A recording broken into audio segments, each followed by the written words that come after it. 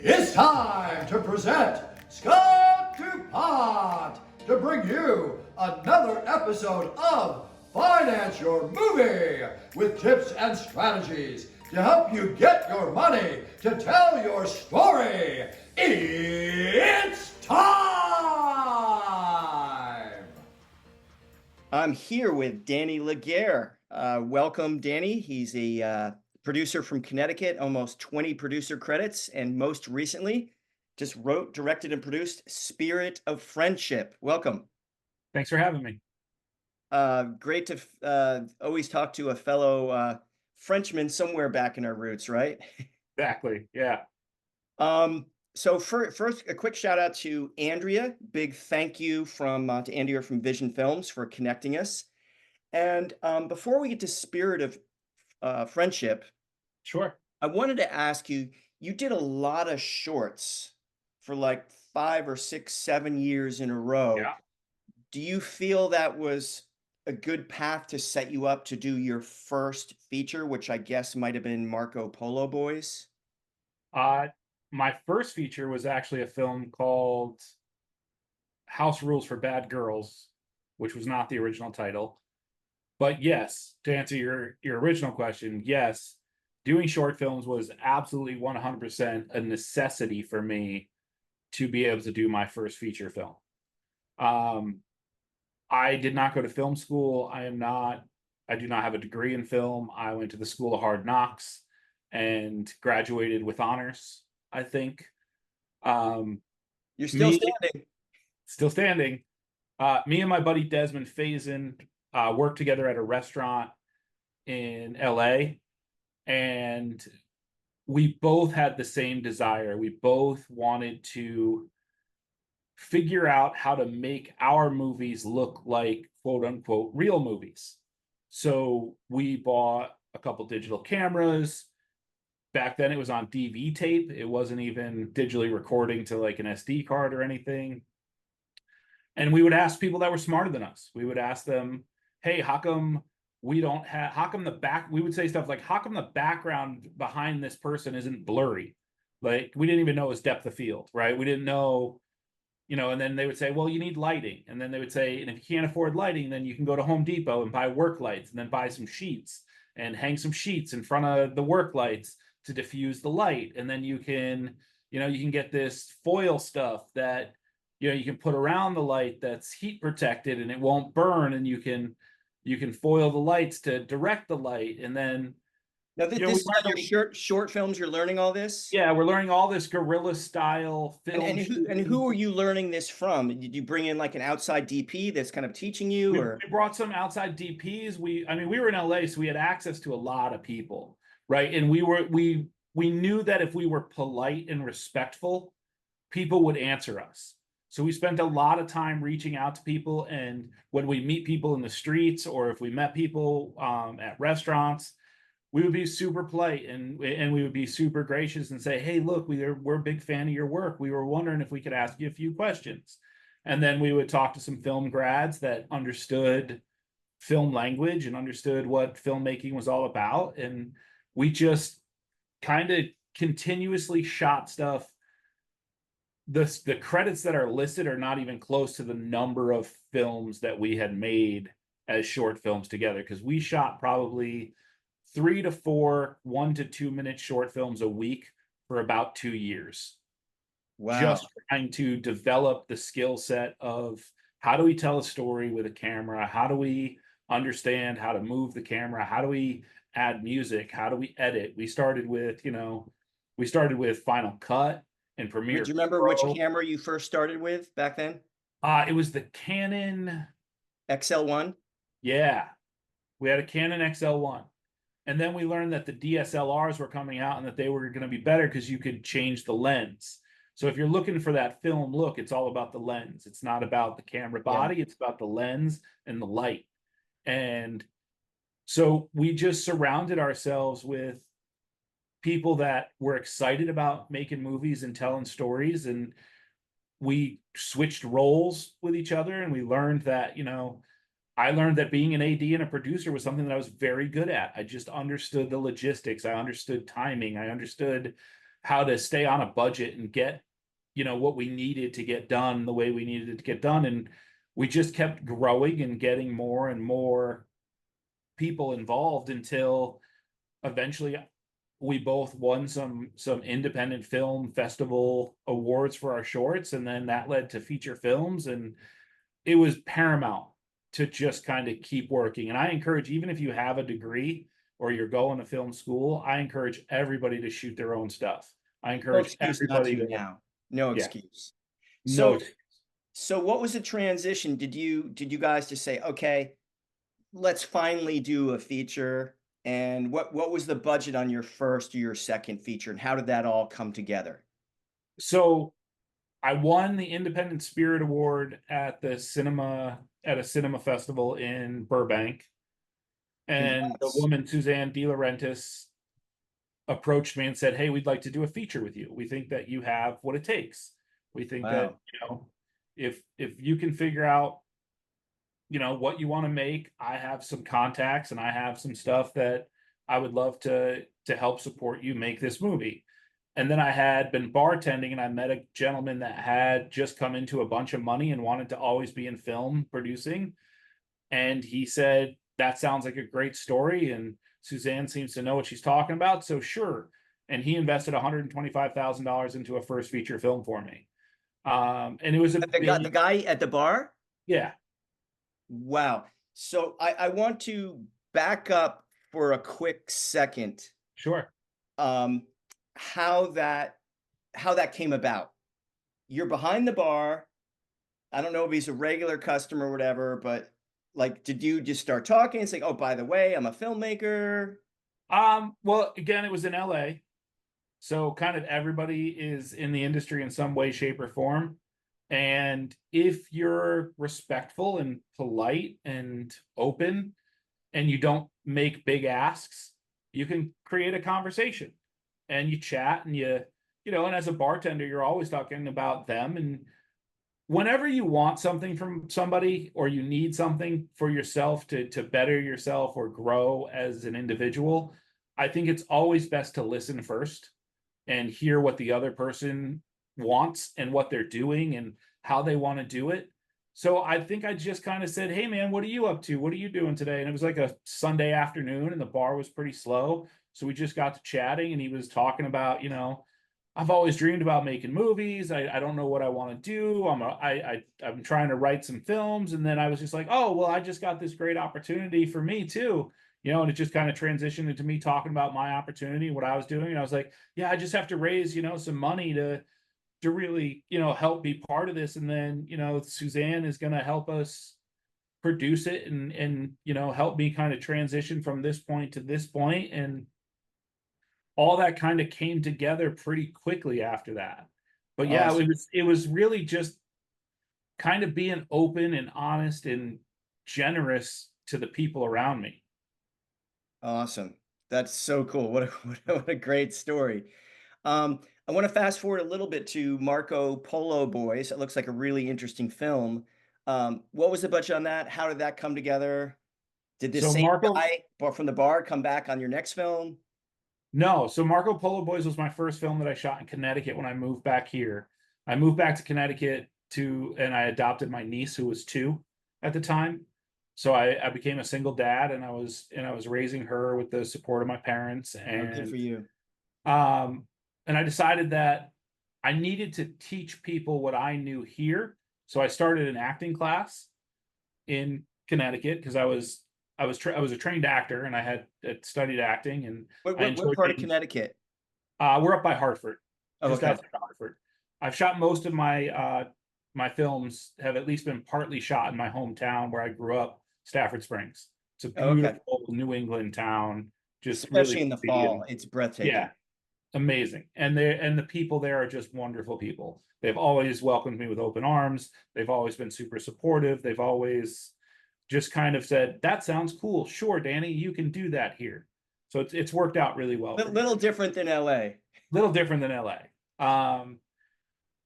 And because I had, almost 14 years of experience at that point with everything, well, I probably had more like 8 to 9 years of experience at that point of short films and acting. And everything I've been doing, because I was 30 at the time.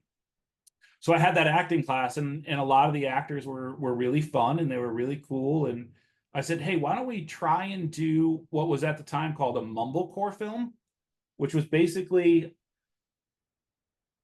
90% improv. And the way that I figured I could make it work was I could direct it from inside of it. So we'd shoot multiple cameras, and I would play the lead, and then we could work together as actors and as a director, kind of driving the story forward inside of it. So I could lead them through the improv. I could nudge So them in the right direction. kind of had, I'm guessing you kind of had an outline, but no Correct. detailed So we script. shot it in chronological order over the course of, I think it was 9 days with 2 cameras. And we basically started every day in the apartment of the 2 lead characters having breakfast. And then we just kind of worked forward towards the end of the story, and I outlined the entire story. So basically, it was just like we shot for about 8 or 9 hours a day, and we just did improv from beginning to end of the day and moved locations and shot in chronological order. And we did that entire film for about $2,000 in people's volunteer efforts. Wow. Yeah. Wow. Congratulations. And it got out. You got distribution. Wow. So let's fast forward a little bit to Spirit of Friendship, which you wrote, directed, and produced. Congrats on getting Jeremy London. Thank Just a you. He's brilliant wonderful. actor. I've always liked him and his brother. He's Um, wonderful. so what was kind of the budget range in that, and how'd that all come together? So this was another experimental project for me. I like to experiment, and I like to try and challenge myself to see if I can do things, and see what I can pull off. So this was financed by me because I run a company called Burden Media. So Burden Media was not the production company. I was the production company as an individual. So basically what I did is I funded it myself. It was done Now, for, is Burden Media like doing commercials or videos or corporate stuff? so we do content for businesses and individuals for social media and for commercials and music videos and that kind of stuff. We're not really a film company. So, but we have everything that you need to make a feature film. We have sound equipment, we have cameras, we have a couple cinema cameras. I own all the equipment through my business. So I was like, all right, well, how can I make a movie? Because everybody that works for me wants to make a movie. I want to make a movie. I don't want to do horror films or thrillers anymore. I really want to get back to my roots, because when I started out, I was a clown in the circus, and I love family comedy and I love family film, and I just like the idea of live action stories that have a heart, that not only will kids enjoy, but the parents will enjoy watching it with them, like the Goonies or the Sandlots or Stand By Me. Yeah, family friendly. This nature where it was like, okay, we as a family can watch this. There'll be things to talk about when it's done. There'll be a heart to this thing, and we'll all be able to get it and understand it. So I wanted to use kids, and I wanted to be heavy kid focused. So I decided that I was going to try and make a movie as an after school program with kids.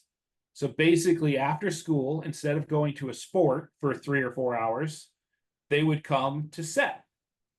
And for 3 or 4 hours a day, we shot it as much as chronologically as we could so they could stay in the story and stay connected to the story the best they could. And then basically they would come to set. They had rehearsed their stuff together, and we had talked about it, and we had done some table readings before we started shooting. And the whole crew and the team was there, and they would show up on set. We would shoot a scene or two. We'd shoot multiple cameras, and then we'd be done for the day. And I knew that lighting was going to slow us down. So we decided to do this movie 95% outdoors in the fall, because it's pretty in New England. Great light, by the way, too. Great light. We could use ND filters, we could use glimmer glass, we could use lenses, we could manipulate the light pretty quickly in the camera.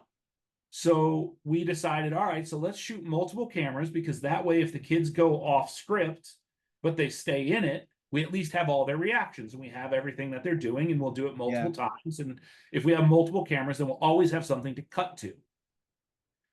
So we basically just went out and we did this after school special kind of program where we had these middle school kids show up with their parents. The parents hung out with us. Some of the parents helped on set. Some of the parents, sat in their cars, and some of the parents, all of them were super supportive. All of them were great to have around. The kids had a lot of fun.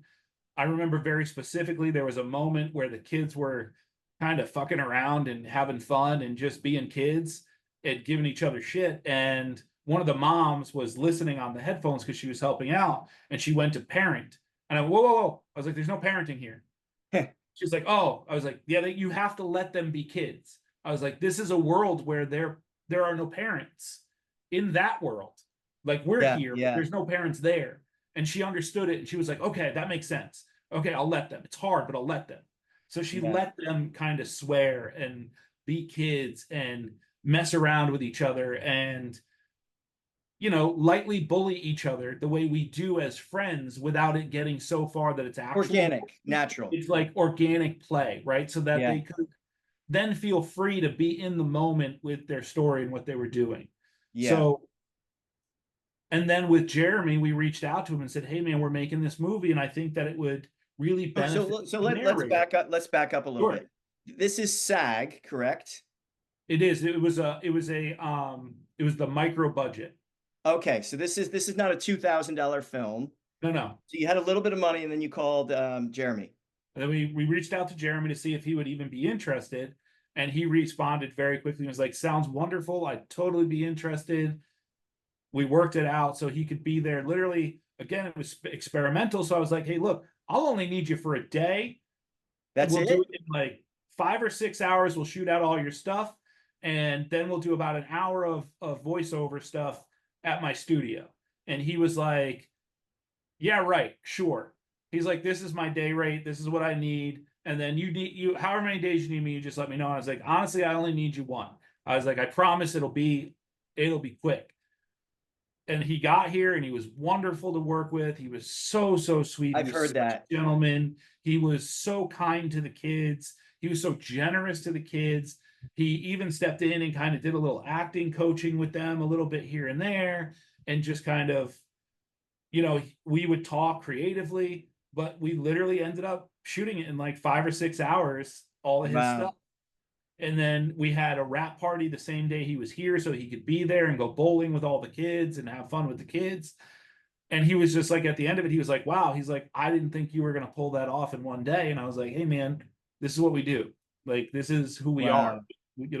My biggest thing is budget and schedule. If we can't make our budget and we can't stay on our schedule, like, what are we doing? Like, this is, Well, you did it. Congratulations. Now, Thank you. I'm guessing this was like local Connecticut people who put in the money? It was me.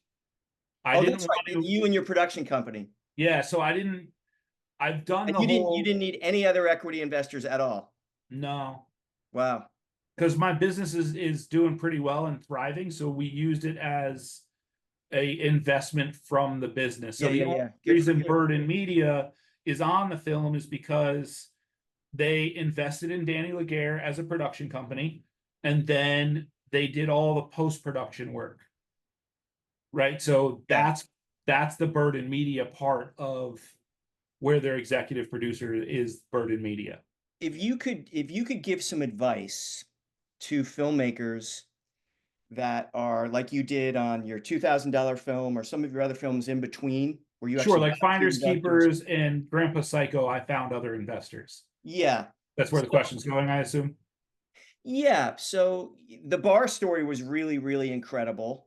You've done a few in between. I know you've self-financed your last one, but what are some advice, just your general words of advice to people looking at their first feature or maybe a little bit higher budget on their second feature? Because that always seems to be the stumbling block for people getting their money.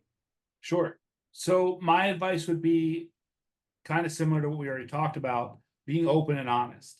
So I look for people that have expendable income, meaning that they are very comfortable in their life. They have a good career, they have a family, or they don't have a family, they have their home situated, they have expendable income that is play money, right? That they can, they buy a lot of cars, or they invest in art, or they have always been interested in film. And I have conversations with those people very openly, honestly, and say, hey, look, I'm making this movie. Making a movie is a gamble. It's basically like playing roulette and playing a number straight up. You're either going to lose or you're going to win big. There's kind of no in between. So, and if you hit your number, you end up, making your money back plus whatever you make back, or you miss and you lost, but you were part of a really cool project. You had a lot of fun making it. Your name will be on a movie, and you'll be part of this story forever. Like, this movie's going to live forever. So if you're interested in being part of that way, I would love to have you have a conversation about what we're doing and how we're doing it. There are no guarantees other than the fact that your name will be on this movie. This movie will be 100% complete, and I guarantee you that we will get it out to the world so the world can watch it. Outside of that, I make no promises. I ask them to actually just chalk it up as a loss. Like, if you're So in you're this being movie, honest and transparent, explaining the risk. correct. So I want to connect the dots real quick. You said, so you're looking for people with good careers, expendable money, fancy cars, whatever. Connect the dots for us, how you meet those people, or are these just people that you run into, people in your world? So it's a little bit of, I like to talk to strangers and I like to talk to everybody. I've always been obsessed with success and other people's success and how they got there. So that's pretty much where I start my conversations is, man, that's a really nice car. What do you do? Hey, do you collect Curiosity. cars? Yeah, I always make it about the other person. To me, like, one thing I learned that is there's this thing about relationships, right? And the thing that people are confused about is what the most important thing in a relationship is. The most important thing in a healthy relationship, a lot of people think it's communication or love or all these other things. It's really not. It's just the other person. The most important thing in a relationship is the other person. So when you make it about the other person and you talk to them, you get to know them. And then if it's a good fit to ask them, hey, look, I'm doing this thing. I thought of you. I thought maybe you'd want to be part of it. And if you don't, that's okay too. That this does not reflect our friendship or our relationship in any way. I just thought that, hey, look, you like doing fun shit. I'm doing a fun thing. If you want to be involved, we'd love to have you involved. And that means, like, if you want to be an extra or a day player, or you want to just be behind the scenes, or you want to meet some cool people and be part of something that you've never been part of because it's a fun thing to do, great. We'd love to have you. And I do make it a point to keep my budgets as low as possible so I can make sure that we're getting everything we want out of the project for the people involved. We want people to learn, grow, develop, and have fun. I hope everybody watching and listening right now goes back and rewinds the last 30 seconds of what you just said, because it was so powerful and so natural the way to me, you were just kind of sharing. It's like, hey, I'm doing this really cool thing over here. You said you kind of like to do fun, cool things. And it's like, it's almost like you didn't care. It's like you're just sharing. Yeah, I It's like, hey, don't. if you want to come in, great. If not, no problem. Yeah. Right? And then Like no high pressure sales. right. And it also allows for them to understand that, like, hey, if we lose on the financial side, that's not, you were buying into the fun of this thing. You weren't buying into becoming rich. Like, I'm not asking you to put your house up. I'm not asking you to run up your credit cards. I'm literally saying, hey, look, if you have expendable income and you want to throw 5-10 grand at this thing, we'd love to have you involved. If you don't want to be involved financially and you still want to be involved, I bet we can find a spot for you to be involved. Like, I'm not just saying, hey, look, you have to pay to play. I'm saying, hey, look, I know you have expendable income. I know you like movies. if you want to be involved in one, here's how you can be part of it. Here's my experience. Here's my other projects that I've done. This is what they look like. This is what it is. And I get a lot of yeses, and I get a lot of excited people to be involved. And I have had investors that get upset, and I have had investors that say, hey, look, I thought we were going to make our money back. And I'm like, hey, look, I thought we were too. Don't forget that I invested in this financially too. Not only did I invest in it financially, I invested all my time, all my effort. I don't pay myself on low budgets when I have other investors. I don't think it's ethical to take other people's money and pay myself to make a movie. I just don't find it to be ethical. Or at least what you just said a second ago, you always invest in your movies also. I think that's such an important point. Like, how can you, it doesn't have to be, oh, I put in $50,000. You could put in $500. You could put in $1,000. But if you don't put in any money into your own project, and you're going out here saying, hey, will you put in $5,000, $10,000? I don't know. Right. Exactly. Every movie I've made, I've financially invested in, and obviously invested my time. And again, I don't take payment on low budget films that are under $250,000 that I'm making myself, where I'm getting personal. Well, that helps shave the budget as well. Right, exactly. But if I have a production company come to me and say, hey, look, here's the budget, we need this movie made, which I've done, that's when I pay myself. That's when I go, okay, a piece of this has to go to me, but I'm also not over generous with that. I don't take 20% of the budget. I don't take even 10% of the budget on a low budget project like that. Because for me, it's really important that all the money go into the project, because my reputation is the most important thing to me when it comes to making film. I want people to know that I am working my ass off for these projects, and I am determined to make sure that they get complete. Yeah. Very cool. Very, very wise words, Danny. Thank you so much. Thank you, sir.